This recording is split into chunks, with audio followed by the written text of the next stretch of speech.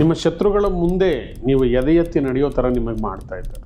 ಫೇಲ್ಯೂರನ್ನು success ಕಡೆಗೆ ನೀವು ಕರ್ಕೊಂಡು ಹೋಗಿ ಗುರು ಶುಕ್ರ ಒಟ್ಟಿಗೆ ಇದ್ದಾರೆ, ತಕ್ಕಂಥ ಪ್ರತಿಫಲವನ್ನು ಕೊಡ್ತಾ ಇದ್ದಾರೆ. ಸ್ವಪ್ರಯತ್ನ ಸ್ವಪ್ರಯತ್ನ ಸ್ವಪ್ರಯತ್ನ.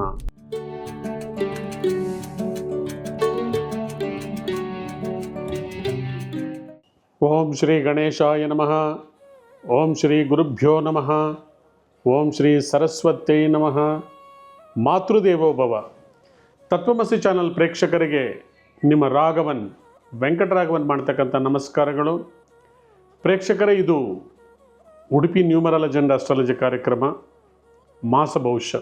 ನೀವೆಲ್ಲರೂ ನಮ್ಮ ಚಾನಲನ್ನು ಪ್ರೀತಿಯಿಂದ ಸ್ವಾಗತಿಸ್ತಾ ಇದ್ದೀರಿ. ನಿಮ್ಮೆಲ್ಲರಿಗೂ ಹೃತ್ಪೂರ್ವಕ ಧನ್ಯವಾದಗಳು. ಈಗ ಜೂನ್ ತಿಂಗಳ ಗೋಚಾರದಲ್ಲಿ ಫಲಾಫಲ ಯಾವ ಥರ ಇದೆ ನೋಡೋಣ ಬನ್ನಿ.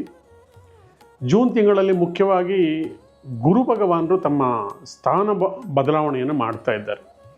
ಮಿಥುನ ರಾಶಿಯಿಂದ ತನ್ನ ಉಚ್ಚ ರಾಶಿಯಾಗಿರ್ತಕ್ಕಂಥ ಕರ್ಕಾಟಕ ರಾಶಿಗೆ ಪ್ರವೇಶ ಮಾಡ್ತಾ ಇರೋದ್ರಿಂದ ದ್ವಾದಶ ರಾಶಿಗಳಲ್ಲಿ ಸಾಕಷ್ಟು ಬದಲಾವಣೆಗಳಾಗ್ತಾ ಇದೆ. ಶನಿ ಭಗವಾನರು ಯಥಾಸ್ಥಿತಿ ಮೀನರಾಶಿಯಲ್ಲಿದ್ದರೆ 21ನೇ ತಾರೀಕುವರೆಗೂ ಸ್ವಂತ ರಾಶಿಯಲ್ಲಿ ಕುಜ ಭಗವಾನರು ಇದ್ದಾರೆ. ಬುಧರು 22ನೇ ತಾರೀಕುವರೆಗೂ ತನ್ನ ಸ್ವಂತ ಮನೆಯಾಗಿರ್ತಕ್ಕಂಥ ಮಿಥುನ ರಾಶಿಯಲ್ಲಿದ್ದರೆ ಜೂನ್ 15ನೇ ತಾರೀಕು ಸೂರ್ಯ ಭಗವಾನರು ಮಿಥುನ ರಾಶಿಗೆ ಪ್ರವೇಶ ಮಾಡ್ತಾ ಇದ್ದಾರೆ. ಶುಕ್ರ 6ನೇ ತಾರೀಕು ಗುರುವನ್ನು ಕರ್ಕಾಟಕ ರಾಶಿಯಲ್ಲಿ ಸೇರಿಕೊಳ್ತಾ ಇದ್ದಾರೆ. ಉಳಿದಂಗೆ ರಾಹು ಕುಂಭರಾಶಿ, ಕೇತು ಸಿಂಹರಾಶಿ. ಮುಂದಿನ ರಾಶಿ ವೃಷಭ ರಾಶಿ. ವೃಷಭ ರಾಶಿಯವರಿಗೆ ಲಾಭಸ್ಥಾನದಲ್ಲಿ ಶನಿ ಭಗವಾನರು ನಿಮ್ಮ ಪ್ರಯತ್ನಕ್ಕೆ ತಕ್ಕಂಥ ಪ್ರತಿಫಲವನ್ನು ಕೊಡ್ತಾ ಇದ್ದಾರೆ, ಜಯವನ್ನು ಕೊಡ್ತಾ ಇದ್ದಾರೆ. ನಿಮ್ಮ ಶತ್ರುಗಳ ಮುಂದೆ ನೀವು ಎದೆ ಎತ್ತಿ ನಡೆಯೋ ಥರ ನಿಮಗೆ ಮಾಡ್ತಾ ಇದ್ದಾರೆ. ನಿಮಗೆ ವಾಕ್ಸ್ಥಾನದಲ್ಲಿ ಬುಧ ಇದ್ದಾರೆ, ಸೂರ್ಯ ಇದ್ದಾರೆ. ಅದ್ಭುತ.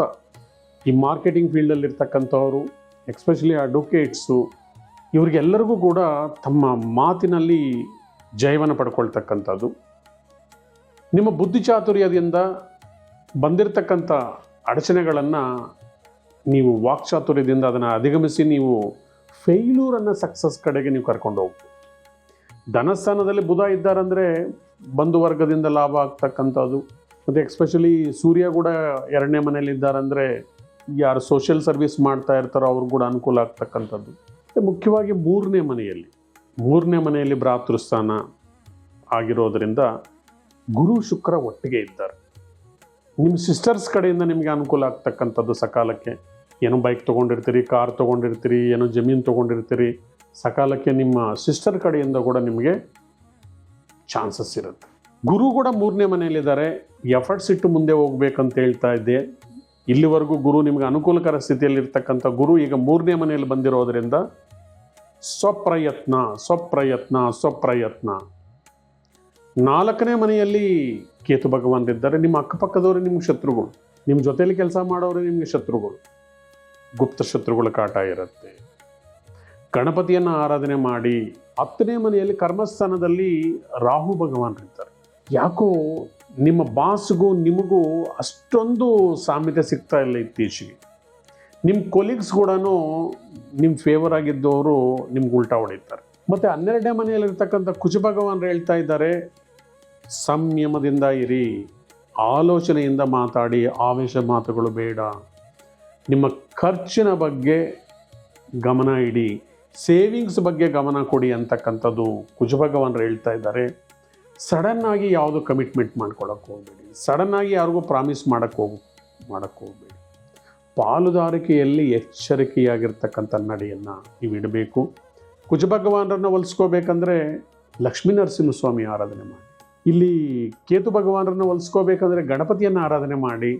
ರಾಹು ಕರ್ಮಸ್ಥಾನದಲ್ಲಿರೋದರಿಂದ ತಾಯಿ ದುರ್ಗಾದೇವಿನ ಆರಾಧನೆ ಮಾಡಿ. ಶ್ರೀಮಾತ್ರೇ ನಮಃ ಶ್ರೀಮಾತ್ರೇ ನಮಃ ಈ ಮಂತ್ರವನ್ನು ನಿಮ್ಮ ಕೈಯಲ್ಲಿ ಎಷ್ಟಾಗುತ್ತೋ ಅಷ್ಟು ಹೇಳ್ಕೊಳ್ಳಿ.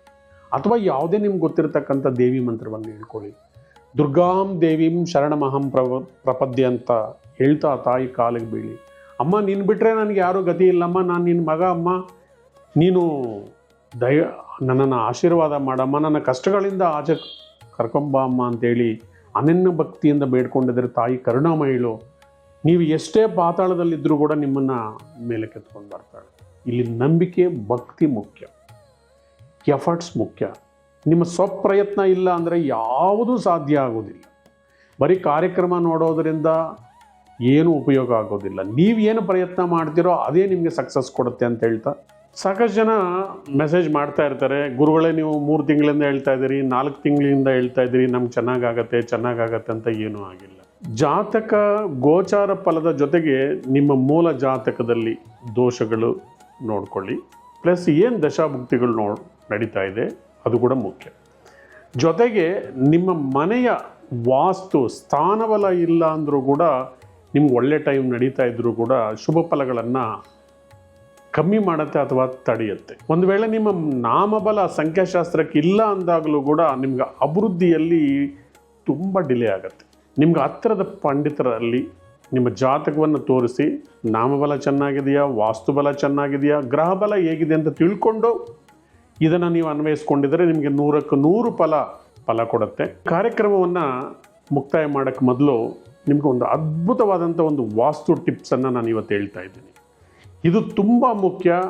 ಈ ವಿಡಿಯೋವನ್ನು ಕೊನೆಯವರೆಗೂ ನೋಡಿ, ಪದೇ ನೋಡಿ, ಅರ್ಥ ಆಗಿಲ್ಲ ಅಂದರೆ. ಇವತ್ತು ಸೌತ್ ವೆಸ್ಟ್ ಕಾರ್ನರ್, ಇದನ್ನು ನೀವು ಆಡು ಭಾಷೆಯಲ್ಲಿ ಕುಬೇರ ದಿಕ್ಕು ಅಂತ ಕೂಡ ಕರಿತೀವಿ.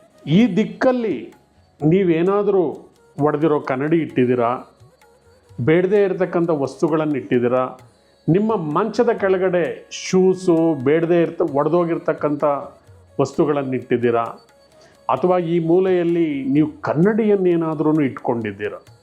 ಈಗೆಲ್ಲ ಕಬೋರ್ಡ್ ಮಾಡಿ ಅದರಲ್ಲಿ ಹೊರಗಡೆ ಕಾಣೋ ಥರ ಕನ್ನಡಿಯನ್ನು ಇಟ್ಟಿರ್ತಾರೆ.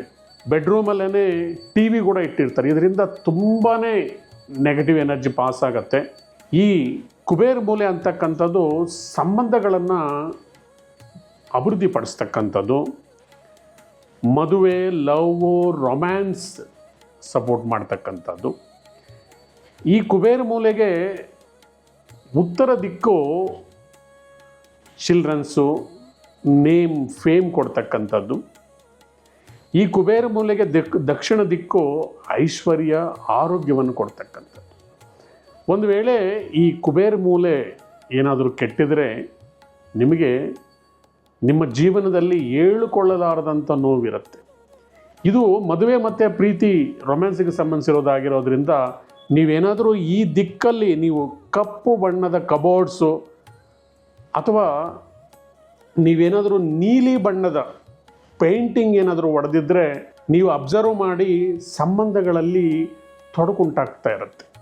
ಇಷ್ಟುವರೆಗೂ ಚೆನ್ನಾಗಿರ್ತಕ್ಕಂಥ ಸಂಬಂಧಗಳು ನೀವು ಮನೆ ಕಟ್ಟಿ ಆ ಪೇಂಟ್ ಮಾಡಿ ನೀವು ಕಬೋರ್ಡಲ್ಲಿ ನೀವು ಕನ್ನಡಿಯನ್ನು ಇಟ್ಟು ಸರಿಯಾದ ದಿಕ್ಕಲ್ಲಿ ನೀವು ಸರಿಯಾದ ವಸ್ತುಗಳನ್ನು ಇಟ್ಟಿಲ್ಲ ಅಂದಿದ್ರೆ ಒಬ್ಬರಲ್ಲಿ ಒಬ್ಬರಿಗೆ ಆಸಕ್ತಿ ಕಮ್ಮಿ ಆಗ್ತಾ ಇರುತ್ತೆ.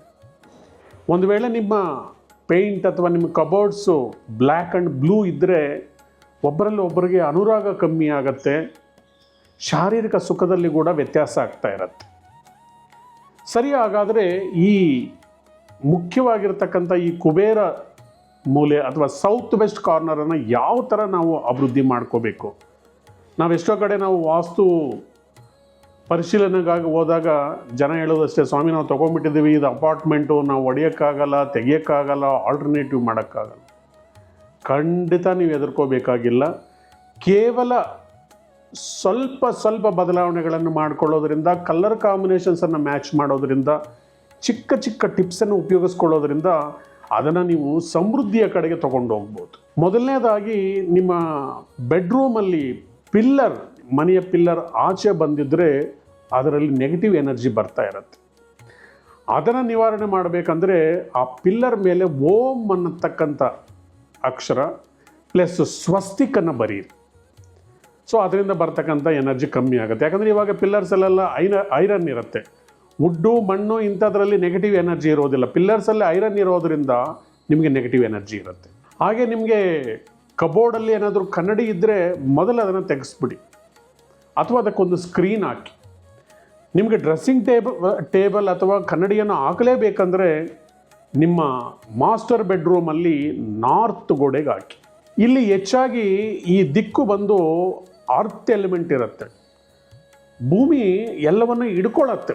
ಸೊ ಅದರಿಂದ ಇದು ಸಂಬಂಧಗಳನ್ನು ಹಿಡ್ಕೊಳ್ತಕ್ಕಂಥದ್ದು. ಭೂಮಿ ಬಣ್ಣಕ್ಕೆ ಸಂಬಂಧಿಸಿರ್ತಕ್ಕಂಥ ಪೇಂಟಿಂಗ್ಸನ್ನು ಮಾಡಿ. ಮುಖ್ಯವಾಗಿ ಯೆಲ್ಲೋ ಕಲರ್, ಸ್ವಲ್ಪ ತಿಳಿ ಯೆಲ್ಲೋ ಕಲರ್ ಬಣ್ಣವನ್ನು ನೀವು ರೂಮಲ್ಲಿ ಬಳಸೋದ್ರಿಂದ ನಿಮ್ಮ ಕರ್ಟನ್ಸ್, ಮುಖ್ಯವಾಗಿ ನಿಮ್ಮ ಕಿಟಕಿಗೆ ಯೆಲ್ಲೋ ಕಲರ್ ಸ್ಕ್ರೀನ್ಸ್ ಅಥವಾ ಆರೆಂಜ್ ಕಲರ್ ಸ್ಕ್ರೀನ್ಸ್, ಒಂದು ವೇಳೆ ನಿಮಗೆ ದಕ್ಷಿಣದ ದಿಕ್ಕಿಗೆ ಹತ್ತಿರದಲ್ಲಿರ್ತಕ್ಕಂಥ ಕಿಟಕಿಗೆ ಅಂದರೆ ಸ್ವಲ್ಪ ಮಟ್ಟಿಗೆ ನೀವು ರೋಸ್ ಕಲರ್ಸ್ ಕೂಡ ಬಳಸ್ಬೋದು. ಅದೇ ಉತ್ತರ ದಿಕ್ಕಿಗೆ ಹತ್ತಿರ ಇರ್ತಕ್ಕಂಥ ಕಿಟಕಿಗೆ ನೀವು ಮೆಟಾಲಿಕ್ ಕಲರ್, ಸಿಲ್ವರ್ ಕಲರ್ ಹೋಲ್ತಕ್ಕಂಥ ಈ ಸ್ಕ್ರೀನ್ಸನ್ನು ಅಳವಡಿಸ್ಕೊಳ್ಳೋದ್ರಿಂದ, ಅಥವಾ ಯಾವುದಾದ್ರೂ ಒಂದು ಪಿಲ್ಲರ್ ಮೇಲೆ ಒಳಗಡೆ ಬಂದಿದ್ದರೆ ಅದರ ಮೇಲೆ ಒಂದು ಕನ್ನಡಿಯನ್ನು ಸರಿಯಾದ ದಿಕ್ಕಲ್ಲಿ ಚಿಕ್ಕದು ಕನ್ನಡಿಯನ್ನು ನೀವು ಹಾಕ್ಕೊಳ್ಳೋದ್ರಿಂದ ಕೂಡ ಅಲ್ಲಿ ಪಾಸಿಟಿವ್ ಎನರ್ಜಿ ಬಂದು ಗಂಡ ಹೆಂಡತಿಯಲ್ಲಿ ಅನುರಾಗ, ಅನ್ಯೋನ್ಯತೆ ಜಾಸ್ತಿಯಾಗಿ ಮಕ್ಕಳಾಗಿ ಸುಖ ಸಂಸಾರವನ್ನು ನೀವು ಮಾಡೋದಕ್ಕೆ ಸಾಧ್ಯ ಆಗತ್ತೆ. ನಾನು ಪ್ರತಿ ಮಂತು ಕೂಡ ಪ್ರತಿ ದಿಕ್ಕಿಗೂ ಸಂಬಂಧಿಸಿರ್ತಕ್ಕಂಥ ಸ್ಪೆಷಲ್ ಟಿಪ್ಸನ್ನು ಕೊಡ್ತೀನಿ. ಬರೋ ತಿಂಗಳಲ್ಲಿ ಕೂಡ ನಿಮಗೆ ಮತ್ತೊಂದು ಎಕ್ಸ್ಪೆಷಲಿ ಹೆಣ್ಣುಮಕ್ಕಳಿಗೆ ವಿಶೇಷವಾಗಿರ್ತಕ್ಕಂಥ ಅಗ್ನಿಮೂಲೆ ಬಗ್ಗೆ ಮಾತಾಡ್ತೀನಿ. ನಮ್ಮ ಚಾನಲ್ ಯಾರು ಸಬ್ಸ್ಕ್ರೈಬ್ ಮಾಡ್ಕೊಂಡಿಲ್ವೋ ದಯವಿಟ್ಟು ಸಬ್ಸ್ಕ್ರೈಬ್ ಮಾಡ್ಕೊಳ್ಳಿ. ನಿರಂತರವಾಗಿ ನಮ್ಮನ್ನು ಫಾಲೋ ಮಾಡ್ತಾ ಇರಿ. ನಮ್ಮ ಚಾನಲನ್ನು ನೀವು ಎಲ್ಲರೂ ವೀಕ್ಷಣೆ ಮಾಡಿ ನಮ್ಮನ್ನು ಪ್ರೋತ್ಸಾಹ ಮಾಡ್ತಾ ಇರೋದಕ್ಕೆ ನಿಮ್ಮೆಲ್ಲರಿಗೂ ಹೃತ್ಪೂರ್ವಕ ಧನ್ಯವಾದಗಳು. Thank you very much. Thank you.